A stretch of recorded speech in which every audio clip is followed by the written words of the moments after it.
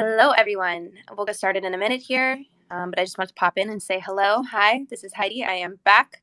And today's Twitter space is going to be a little different. We're going to chat about development, which I think is really interesting. And at the end of the day, it's the core of our platform. So it should be a really interesting one. We'll get started in a minute.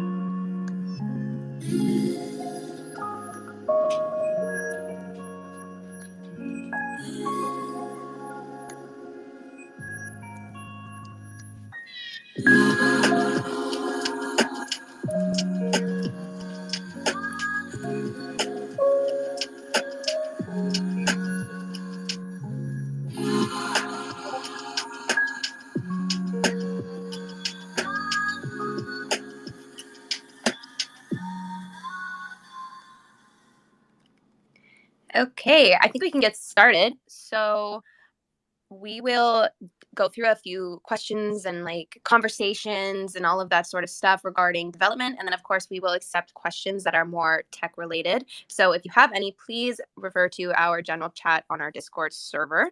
And with that being said, welcome. Of course, we have Luke with us. He is our OG developer. So important to have his perspective here. But then also we have Wei, who was our first hire from the development team and has a huge depth of knowledge of our platform, the infamous rewrite, of course, and where we're headed. So I'm really excited to have them both here, especially Wei. So welcome. Hello. Hello, everyone. I'm glad you got that out of the way. Oh, that's funny. That's a pun. Okay. Anyways. So I think it would be really interesting, actually, if we started a little differently. If we started with a little bit of your background. How did you guys get into development? Wei, do you want to kick us off? Oh, goodness. So I guess my journey into coding was a little bit abnormal. I did the whole university thing. I studied materials engineering, got a master's in materials, and then 3 years ago, I just switched over to development. Did you do any development in that degree? Because I studied electrical engineering, and so, of course, we did a lot of computer science, but I was just curious in materials. We had one first-year course, Introduction to Development, but the only reason I passed that was because of my friend Carl. Besides that, no, I didn't really have nothing to do with coding. But I picked it up, started a startup 3 years ago, and that's where I built the base of my knowledge from. Yeah. That's cool. And I know that first year course, it was funny. They pushed us off the deep end. I had never taken a computer science course. I've never coded anything before. And they're like, here, learn C++. Yes. So I get you on that. So, but that's interesting.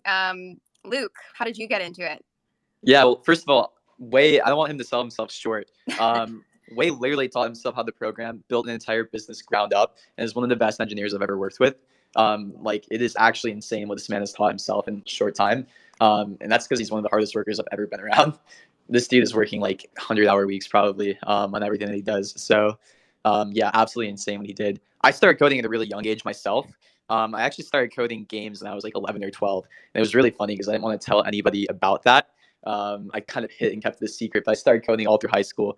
It was actually really interesting. I had job offers to starting full-time software development when I was 18 or 19. I ended up sticking with it through university. It was really interesting. I was always on the verge of dropping out in university, but I ended up getting a dual degree in computer science and economics. And yeah, I've been in the startup scene, basically making products from idea to conception ever since I was 18.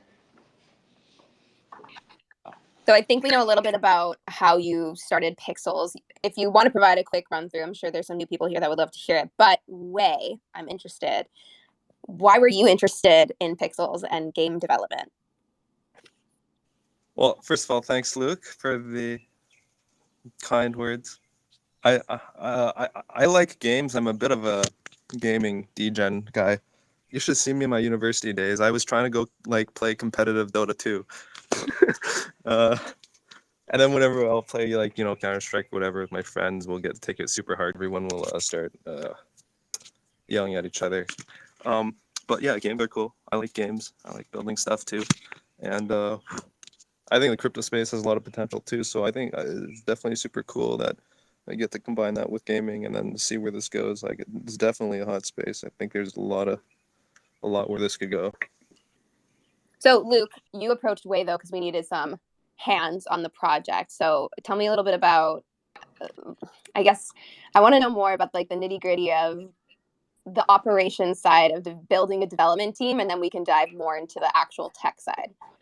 Yeah, so I think Wei saw me absolutely dying trying to maintain all the code myself, build out new features, and then like trying to build the development team also. So Wei actually came and approached us being like, "Hey, dude, I see that you're like unwell with how much work you're putting into on this code base."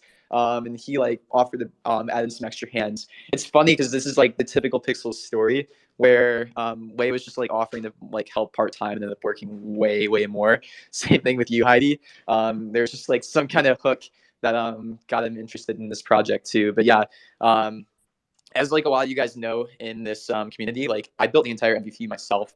Honestly, looking back, I have no idea how I did that and like managed to do everything else. But then when Wei came in, like immediately, that's when velocity started increasing. Wei was one of the people who helped us get the initial land access out. After we did the NFT sale, there was like a lot of scaling that we needed to do. He built like some of the features that we needed to get that done, and then like that freed up my time to go and be able to like build a development team around that, which Wei has been pretty central to. So then, leading up to the rewrite, how did that come about? How was that decision made? Yeah, I can speak on this, I think, a little bit, and then Wei can give his perspective too. We had an okay code base before we did the rewrite.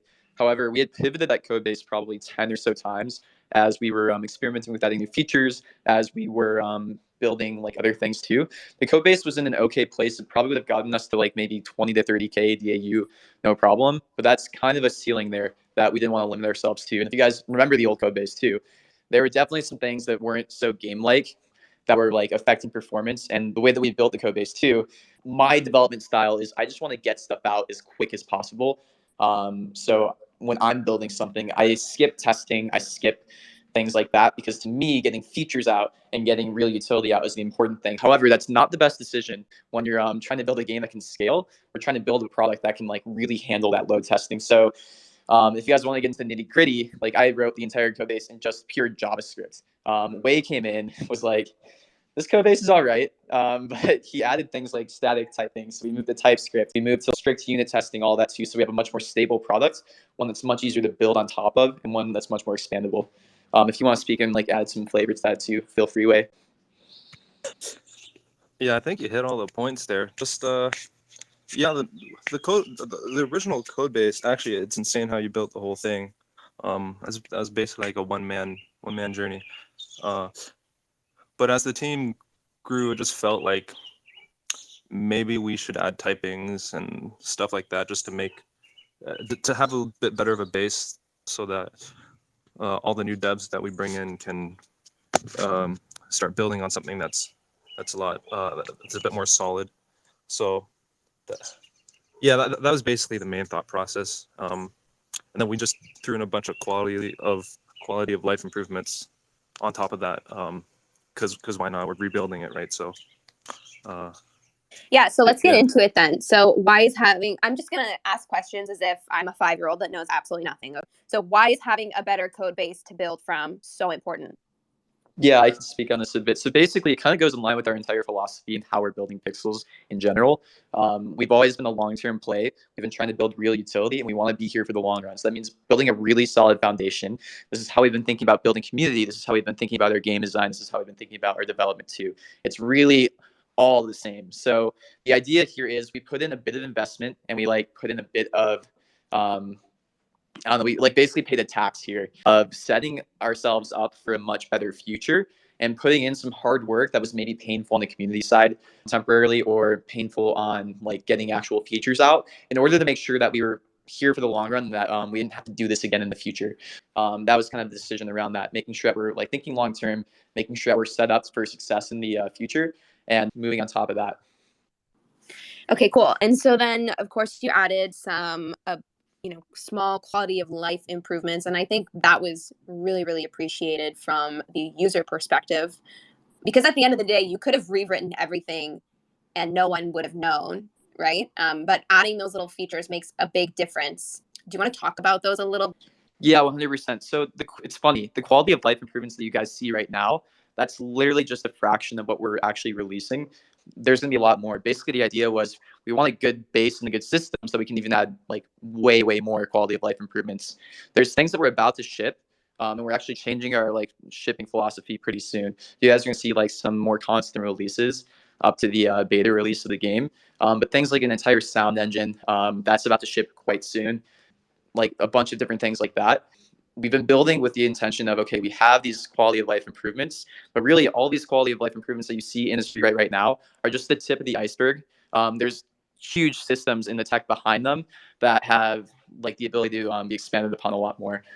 So yeah, the easiest one I can explain or like show you guys soon is the sound engine that's coming out, where you have noticed some new background sounds in the game. We actually have an entire back-end engine behind that supports like spatial audio, that supports like multi-channel sound design. It's like quite complex. And we actually have a dev branch internally right now where we can actually see the effects of that. Jesse's on the call right now or on the space right now, but we've actually started implementing his audio finally into the game. Excited to get that in. And it's crazy. It's like not even like completely mixed yet, but just having all those tiny touches, things like that have improved the quality of the experience 10x, honestly. And it's so subtle at first, but you'll just notice the game feels so much better with all this stuff that we're adding in now. Yeah. Speaking of sound and quality of life improvements, the guy who put all that is in here. Gargod. Gargod. So he does know what Twitter is. Sorry, little internal joke. Yeah, no, really, really cool. Just when I hopped on and switched servers and the mute didn't stop or change, it just seamlessly continued. I can't even describe how that made me feel. I was so excited. I made a big fuss about it on Slack. So yeah, no, I'm super super excited for that, and it takes the game to the next level. It goes from being like a fun little pastime to something that you're totally immersed in, and that's the whole point. It is a metaverse.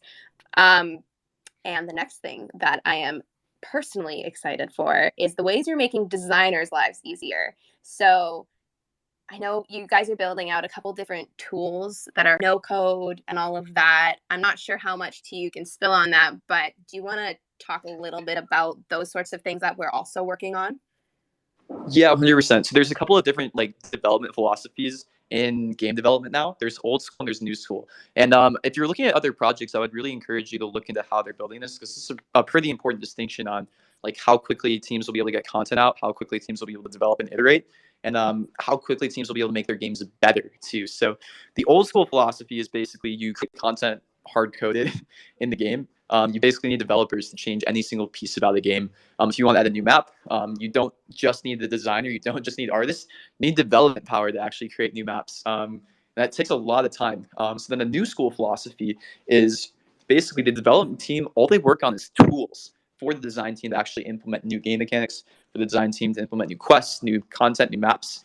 And the developers really shouldn't be getting too hands-on with actually creating new things in the game. So we're going to the new school philosophy of game development, where that's what we've been doing. That's like a lot of the hard work that we've been putting in. So it's like a little bit invisible to you guys right now. But the end result that you're going to see is that we have a ton of new content coming out soon. And we have basically all the power in the designer's hands now. So these designers can actually create new quests, new items, new objects, new nodes, which nodes are something that we're introducing soon.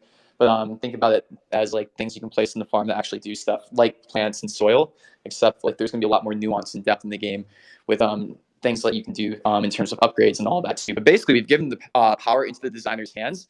They can add new content into the game basically wherever they want without us doing anything. So they've basically been completely unblocked. They can change a ton of new things in game, and we can get stuff out to you guys really, really quickly because of that. It's basically just like the pixel art is the biggest blocker now. Yeah, that's also one of the things that we tackled during the rewrite. Like the old code base was no code. We could definitely do this, but the new code base we made an additional subset of things also no code. So we can no code a lot more stuff now too, which is really, really nice, especially from the dev side, because we won't really have to be doing nearly as much as we beforehand. Yeah, I'm not sure if there's not many pieces left in the code base that require any code. I think the integrations still need a bit of code to get them in, but that's actually something that we can move to tooling pretty soon as well. And then beyond that, literally all of the content you guys see in the game, like I'm not making this up. Literally every single thing that you guys see in the game. I'm talking sound, I'm talking art, I'm talking like Objects, items. Yeah, objects, items, like those can all be changed by our designers now. That's amazing. And yeah, the one little tidbit I had was the integration side. From what I understand, hopefully we're going to build a tool that will make that no code too, which will increase or decrease the amount of time it takes to do an integration, which is exciting. We still have to, create all the artwork, which is really the time sink in the integration process, but eliminating the need for development. Amazing. Yeah. So actually what I want to move to with the integrations as well is I want to make that self-service, which if we have that tooling to do that, we might be able to do that quite soon, where it's like, okay, the collections that want to get integrated, we'll actually give them the tool to do it themselves, test it themselves. And that just makes that process much more scalable that way too, where it will probably like require an approval, like, okay, you need to like pass this set of quality, but then we can get hands off on it too. Yeah. Cool. Okay. And before the rewrite, we had some bugs, and we addressed them all as soon as we could, obviously. But how has that process improved? Well, they're just eliminated, right? They're just all gone. We wrote it.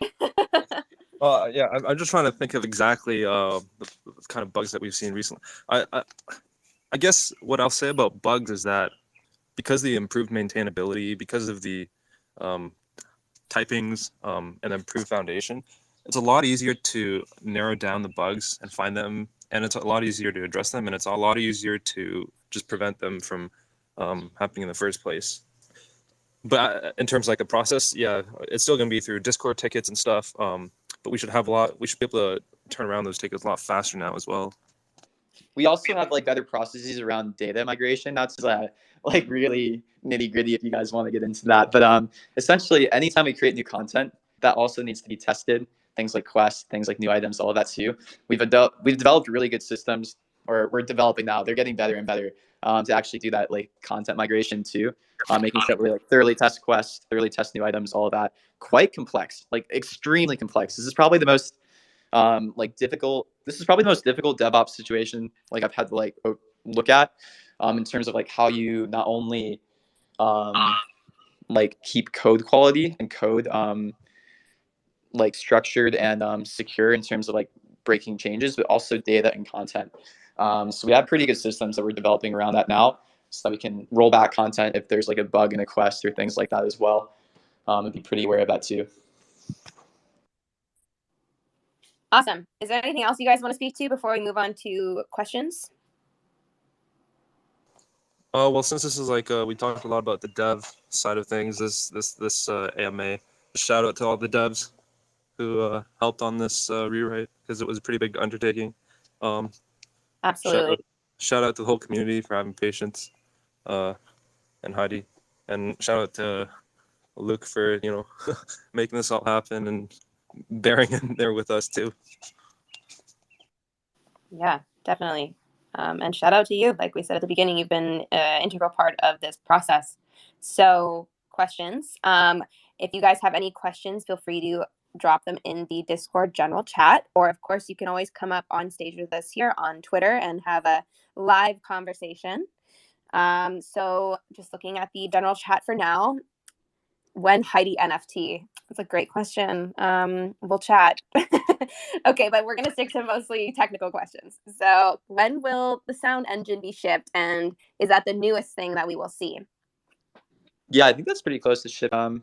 I accidentally clicked on Gar's name and removed him from this, which is kind of funny. That's why. Yeah, that was my fault. He's gonna give me some crap for that later. I know. Here, I'll allow him to join again. Remember, I did that to Vard once. You actually have to let them back in. Oh shoot. Okay, he's allowed to join now. We're good. Oh God. Yeah, I'm gonna get in trouble for that later. I don't know why I'm like afraid of him sometimes. Not really, but he's got some. He's got witty. He's pretty witty. But yeah, the sound engine should ship pretty soon. it's looking like it's pretty much done in development. I think there's some different like polish things we want to get on it, but I think Gar is basically moving on to the next thing. So that's something that I want to get out soon. We're working on like a better QA process, so that's kind of the next thing too. It's basically it would be technically ready to ship soon, but we're probably gonna wait one more sprint to start doing consistent releases so we can make sure we have the QA processes we need in place now that we have all this tooling available. Because it's not just testing code in production now; it's also testing content and data. So we need to get like a bit better of a process. And we probably need to spend like one more sprint fine tuning how we like release from our preview and development environments to the production environments. Yeah, basically expect that in the next week or so, I would say, potentially 2 weeks, like a full sprint to really nail this down. But it's basically, yeah, it's ready on the development side. The dev side, the content side, that's all done. So expect that soon. All right, we have tons of questions coming in, and they're all really good ones. So, how quickly can you scale the new code base with the rewrite and add/recontainer if needed when Pixel starts piling on users after the growth pushes? Oh, that was kind of the point of moving to this new code base. Yeah, it's funny. Like some people don't. Well, most people wouldn't understand the nuance between what we built here and what other games have built. A lot of the other games that you see in the space have dedicated servers, like 1-to-1, and they're going to run into scaling issues if they actually bring on more users. We've built on a platform. If you want to get into the nitty gritty of the technical details, we used to be on Kubernetes. We were already at a huge advantage of being able to auto scale. We've moved to a managed solution that lets us auto scale in the same way too. But yeah, we're basically ready outside of things to bring on a lot more users. Okay, cool. Let me just scroll back here. What is the best way to report bugs? Is Canny the best way now again, or the QA channel? So the QA channel is actually only open to a select number of you for when want to do some more community-based testing. So that one remains dormant unless we are testing something specific. The best way to report a bug would be to open up a support ticket, of course, especially if it's something that's affecting you in a really negative way. And then the Canny, of course, is always a great option for feature suggestions and all of that. But I would say opening a support ticket on Discord is the best way to go. Okay. There's an annoying bug or feature that stops the camera from moving all the way to the east. When I try to put developer mode on, I cannot edit anything that is covered by the drop-down menu. Any chance we can get this fixed? Oh, interesting. I know what you're saying. Yes, we added in better camera control where basically you don't see the black on the screen anymore. But then, yeah, I guess that makes sense if you're in build mode. That covers part of the UI. Yeah, we can fix that pretty. In the beta version that we're shipping, we're doing an entirely different way to build. Basically, every interaction that you do will be from your inventory. So we'll try to get a fix for that in the meantime. I don't think that would be too difficult. But yeah, we'll also just know it's going to change to that whole system. Yeah, and if you could open a ticket for that, that would be amazing. Obviously, we'll try and track it on our side too, but it's good to have it written in a ticket as well. Okay. Is there a feature in the works for Screams zooming in and out? That's a design decision we need to think about. We have that capability. If you've noticed, the game is much more like clear now. I don't know how else to describe it. We've done some things with the zoom where it's like I didn't know this. Gar actually came in and was like, dude, why are we doing like half pixel zooms and stuff like that? But basically, we made it so that the game is much more clear because we limit zooms to certain values, like whole numbers, so the pixels don't get rounded. But yeah, that's kind of a design decision that we're going to be looking into a bit more. I personally think the zoom it looks better if you're zoomed in, but we'll probably make it more optional too. There are certain decisions like that that might somewhat affect gameplay that make the experience look better. I don't know. I kind of lean towards making things look better rather than that kind of stuff. But that's something we'll take feedback on. If you guys are like, oh, this is way too zoomed in, or this is way too zoomed out, like let us know. It's interesting because most of the people on this space and listening to this Discord, you guys are power users. So your preferences might be a bit different than the target audience we want to like achieve or reach to. You guys are like speed clicking. You guys are doing all that stuff, which is awesome seeing that. So we'll try to make sure that your experience is all great. But then yeah, we also want to make like this experience look really nice to people who know nothing about this game. We want to make it feel really, really clean to them too. So it's going to be a balance of that as well. I think the best option is making things as optional as possible and giving you guys more choices. Okay. You mentioned that the previous code base was mainly written in JavaScript. What other languages are being used now? Yeah, we switched from JavaScript to TypeScript. So TypeScript just gives us all the typings that we need. But TypeScript is basically JavaScript with typings, basically, so that it's easier to maintain. But our whole stack is still in TypeScript, JavaScript. Yeah, easier to maintain, and also it's like much more clear how you like bring in data and things like that too. It's like you're when we say easier to maintain, it also means less easy to make mistakes. It forces you to like think about how you're reading in data, how you're manipulating data, all of that as well. I was a huge fan of just not doing anything like that before, doing like falsy stuff or checking things like that, if that makes sense. But yeah, no, this is much more strict in how we have to build now, so it's more safe in terms of development, and like less prone to random bugs like that. Okay, and back to the sound engine. Will there be a feature coming to increase and decrease sound? Me and Gar, who's on the space right now, we're just talking about that actually. So we're redoing all of our UI pretty soon. You guys are gonna see some like much nicer UI. I teased a tiny bit of it on the last space. People loved it. That'll potentially be a menu option coming soon. It's interesting, all of those things, um, where it's like I'm such a proponent of making features that really move the needle in terms of like how many users we can acquire, and how much this increases the experience, retention, all of that. Um, Speaking from that kind of perspective, I'm always like, oh, we can skip some things like this, like the fine tuning audio control, but that might be something that we introduce. Our system supports that. Me and Gar just had this conversation about that, where if we want to add that in, we definitely can do that. We're definitely holding off on that until the new UI comes in, because it's like, why write that twice? But that should be coming soon. I think the new UI is scheduled for sprint that we're doing. Wei, you have beautiful bird sounds in the background. Where are you? People are talking about these birds. Are they real birds? Is it just Jesse standing behind you with a bird machine? Oh, I thought you were talking about the No, no, just right snippets of the now. game sounds. Okay. I didn't realize that there were birds. You know what? There was even a cat that was meowing earlier. Um, I'm in London, Ontario, with my family here in the backyard, and there's a pool. I might go in the pool soon. Jealous. Okay, back to pixels. All right. Are the new features like in-game land switching coming soon or until the alpha release? So this is actually something we've been discussing a lot internally. I don't think we have a firm decision yet on what will come soon, along the way, and what will be only in the alpha and beta releases. Luke, do you want to talk to that? Yeah, so that's going to be a feature by feature basis. The idea is we are going to be shipping actually more consistently than we thought before this release, like before the big one, you know? The idea is we're going to turn on some features and turn off some features to all of you guys, but continue to ship like that base code. So we get to test and make sure that this base code and these systems that we're creating work, before like doing it all in one batch. That'd be pretty scary.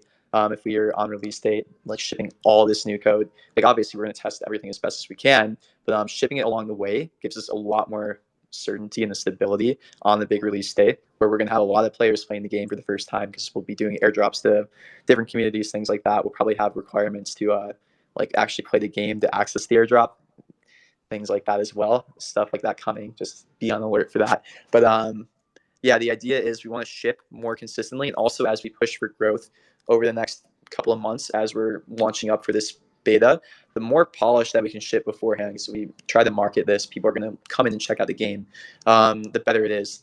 We've been holding off in growth because I'm like big into retention, right? Two metrics: it's getting users, it's user acquisition, and it's also retaining users. If you can't retain users, you actually aren't able to grow. So the more that we can push out that's polished, the more that we can push out that looks nice, feels good, before we actually release the blockchain backing, the token, all of that, the better. So we'll basically be deciding on a case by case basis. Basically expect all the big features, like all the really new stuff that's not going to ship, but anything that makes the game experience better, makes it feel nicer, makes it look nicer. Those are the things we'll be shipping. And I think the in-game farm switching is already live. That one thing that they were asking. Okay. And let me just hop back here to the questions. Is the team considering releasing QA/smoke testing tests if there's a need for user testing again? Not as a, hey, only test these things, but sort of as a guide to make sure that when we're testing for you guys, a decent swath of stuff is covered by each tester before going rogue and trying to break test limits, etc. Yeah, 100%. So I'm working with a team this week. We need to get like a better QA process in place. Basically, we're going to be writing test cases all of this week. We'll be doing a mix of like regression testing and exploratory testing. We need to get like really solid processes in place. Luckily, we have some time to work that out. That's why this sprint, even though we have work that's done and we technically could ship it, we're holding off and shipping it for one more sprint so we can really iron this out. The team's been so busy in heads down building where that's like not been a focus. Now that we're getting ready for release, I'm really pushing the team to make sure that we're really on top of QA because this is extremely important when we release a blockchain-backed game. Any game-breaking bug has macroeconomic effects. It has currency-breaking effects, and it kind of ruins like a whole portion of the game. So it's going to be a huge priority for this team to make sure that we have that nailed down. So that's been conversations I've been having on the ops side. The dev side, we're really solid on it. We literally have like 4 environments that we're working with. It's like a dev environment, preview environment, a staging/smoke test environment, and then production. So on the DevOps and like QA processes side, we're pretty set on that. Now it's actually just executing on the QA. Okay. Does the building from inventory in beta mean all farms will be reset before that? No, not before that. That's actually not probably going to come in beta. All the features that you have, or sorry, not going to come before the beta. All the features that you have right now, expect that to come during the beta. When we actually release this token, there will be some in-game changes, and we'll talk about it more and have like more discussions on what that looks like. Just note that there is going to be a larger emphasis on free-to-play. We want to make sure that we're attracting a really large user base. If we only had 5,000 people playing a game through 5,000 farms, that would really, really limit our growth. So there's a balance in the game design of like rewarding people who have been here, making sure that land has real utility, real value over everything else, but then also making it so that this game is still fun to play if you don't own land, and figuring out the systems around that. So we have pretty good systems that we've been designing for that. Super excited for that. And then expect on the land, owning land will basically unlock like a ton of different abilities that you wouldn't if you don't have land. There'll be like different types of resources, specifically like around space, water, and land. And then also it'll unlock the ability to like get different types of nodes or different types of resources that you would never be able to get on land. I'm also really pushing the dev team or the design team to develop social nodes is what I'm calling them. Basically things that require multiple people to harvest different resources or things like that as well. So like those will only be available or like only be able to place on the land that you guys own. So we're doing a lot in terms of like balancing out like free to play features and then also respecting the land ownership and making sure that we do things around that too. And then also note that land ownership like will be reflected in an airdrop as well. Okay. For farm switching, unless there is a portal from another land, we have to use a URL to get to a private land. Will there be navigation adjustments?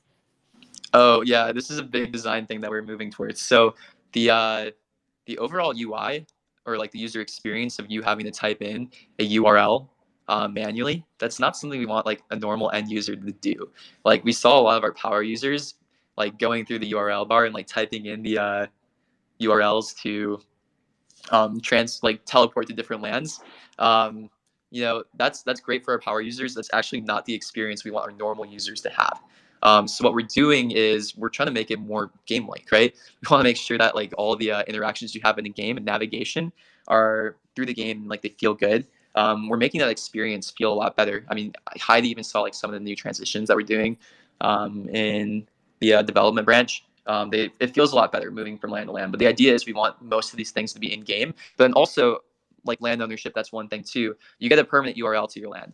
Nobody else in the game will ever have that. And if you want to like throw events, get people into your land, that's basically only going to be accessible from the 5,000 plots of land. And guys, when I tell you I freaked out, so for those of you that don't know, I took a 2.5 week long vacation in Spain. I was totally off of pixels. It was extremely hard, but very refreshing. And so I came back on Monday and I immediately went through documentation that was taken over the last 2 weeks of sprint recaps and what the team has been working on. And I lost it. The amount of work that this team put out in 2 weeks was insane and so many exciting things. You know, it was at this point in time when I discovered the transition between servers and the music didn't change. And that was just like a tiny piece of the puzzle. So there's so many fun, little exciting things coming. And I'm so excited for you guys to all see them. So yeah. Okay. Has Luke been working with an economist for token launch and overall economy within the game? Yeah, so what we're doing on terms of that is we have a game designer who has a lot of experience in game economy balance. It's interesting, like how this works. So we're doing all the modeling right now. I'm actually like doing the rough drafts.